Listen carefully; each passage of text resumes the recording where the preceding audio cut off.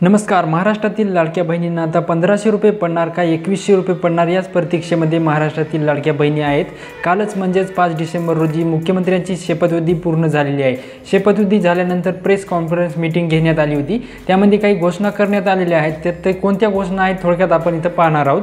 पहिल्यांदा तर ही योजना आम्ही सुरूच करणार आहोत, सुरूच ठेवणार आहोत आणि 2100 देखील आम्ही देणार आहोत. आता बजेटच्या वेळी त्याचा आम्ही विचार करू आणि शेवटी आपले सगळे आर्थिक सोर्सेस जे आहेत हे सोर्सेस योग्य प्रकारे चॅनलाइज झाल्यानंतरच आपल्याला ते करता येतं. त्याच्यामुळे ते करण्याचा निर्णय पक्का आहे. जी आश्वासनं दिली ती आश्वासनं पूर्ण करू. त्याकरता ज्या व्यवस्था करायच्या त्या व्यवस्था आम्ही आधी करू.